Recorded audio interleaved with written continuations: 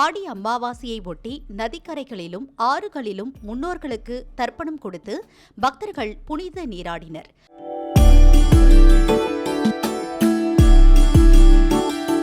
ஆடி அமாவாசையை ஒட்டி கன்னியாகுமரி கடலில் லட்சக்கணக்கான பக்தர்கள் புனித நீராடி தங்களது முன்னோர்களை நினைத்து தர்ப்பணம் செய்தனர்.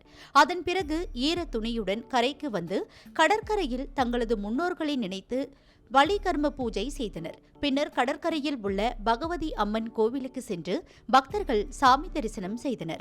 பாதுகாப்பு பணியில் 200க்கும் மேற்பட்ட போலீசார் ஈடுபட்ட நிலையில் ஆடி அமாவாசையை முன்னிட்டு இன்று கன்னியாகுமரி மாவட்டத்திற்கு உள்ளூர் விடுமுறை அளிக்கப்பட்டுள்ளது. இதேபோல் திருச்செந்தூர் சுப்பிரமணிய சுவாமி கோவில் முன்புள்ள கடற்கரையில் ஆயிரக்கணக்கான பக்தர்கள் புனித நீராடி முன்னோர்களுக்கு தர்ப்பணம் செய்தனர். அமாவாசையை முன்னிட்டு நெல்லை, தூத்துக்குடி உட்பட பல்வேறு பகுதிகளில் இருந்து திருச்செந்தூருக்கு சிறப்பு பேருந்துகள் இயக்கப்பட்டதால் ஏராளமான பக்தர்கள் காலை முதலே குவிய தொடங்கினர்.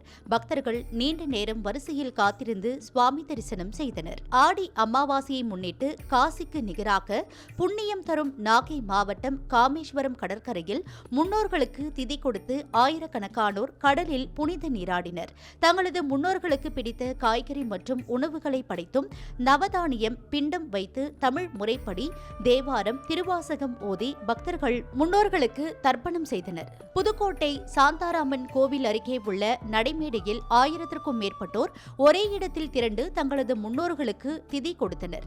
இதனால் அப்பகுதியில் கடும் போக்குவரத்து பாதிப்பு ஏற்பட்டது. தங்கள் முன்னோர்களுக்கு திதி கொடுப்பதற்காக நெடுந்தூரம் கைகளில் தட்டு மற்றும் செம்புடன் காத்திருந்த பொதுமக்கள் பணக்காரர் முதல் கூலி தொழிலாளி வரை ஒரே இடத்தில் அமர்ந்து தங்கள் முன்னோர்களுக்கு திதி கொடுத்தனர்.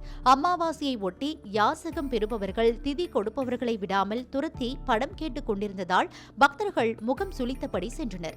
மதுரை வைகை ஆற்றில் ஆடி அமாவாசையை ஒட்டி அதிகாலையில் இருந்து பக்தர்கள் தங்களது முன்னோர்களுக்கு தர்ப்பணம் செய்து வழிபட்டனர். மதுரை வைகை ஆற்றில் எள்ளு பிண்டம் வைத்து 500க்கும் மேற்பட்ட பக்தர்கள் தங்களது முன்னோர்களுக்கு தர்ப்பணம் கொடுத்தனர்.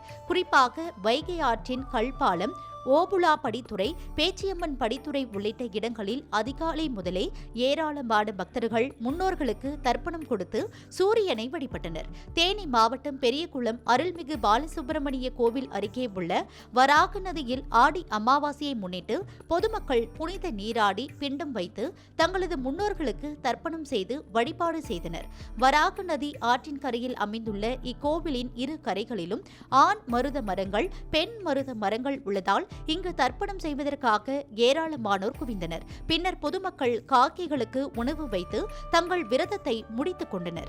ஆடி அமாவாசையை முன்னிட்டு காவிரி ஆறு கடலில் கலக்கும் பூம்புகார் காவிரி சங்கமத்தில் பல்லாயிரக்கணக்கான பக்தர்கள் புனித நீராடி முன்னோர்களுக்கு தர்ப்பணம் கொடுத்தனர். சீர்காழியை அடுத்த பூம்புகாரில் காவிரி ஆறு கடலில் சங்கமிக்கும் காவிரி சங்கமத்தில் பல்லாயிரக்கணக்கான மக்கள் புனித நீராடி தங்கள் முன்னோர்களுக்கு பச்சரிசி, கீரை வகைகள், காய்கறிகள், எள் உள்ளிட்ட பொருட்களை வைத்து பலிகர்ம பூஜைகளை செய்தனர். இதேபோல் உலக புகழ்பெற்ற காவிரி துலா கட்டடத்தில் ஆடி அமாவாசையை முன்னிட்டு முன்னோர்களுக்கு பக்தர்கள் தர்ப்பணம் கொடுத்து காவிரியில் புனித நீராடினர்.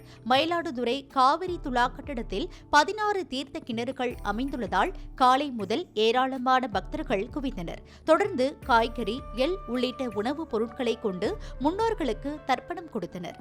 பல இடங்களை காட்டிலும் ஆடி அமாவாசையை ஒட்டி ராமேஸ்வரத்தில் கட்டுக்கடங்காத கூட்டம் அலைமோதியது.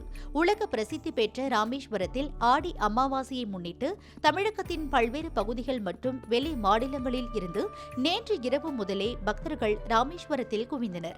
அதிகாலையில் அக்னி தீர்த்த கடலில் முன்னோர்களுக்கு பிண்டம், எள்ளு வைத்து தர்ப்பணம் செய்து பக்தர்கள் வழிபட்டனர். குறிப்பாக அக்னி தீர்த்தம், சேதுக்கரை, அரிச்சல் முனை, மாரியூர், தேவிப்பட்டினம், தீர்த்ததங்கால் உள்ளிட்ட பகுதிகளில் அதிகளவு பக்தர்கள் கூடியதால் போலீசார் பாதுகாப்பு பணியில் ஈடுபட்டனர்.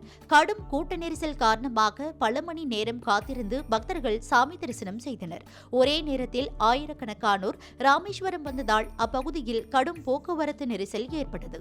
அதேபோல் ஆடி அமாவாசையை ஒட்டி மதுரை, தூத்துக்குடி மற்றும் ராமநாதபுரம் ஆகிய இடங்களில் இருந்து ராமேஸ்வரத்திற்கு சிறப்பு பேருந்துகள் மற்றும் ரயில்கள் இயக்கப்பட்டன.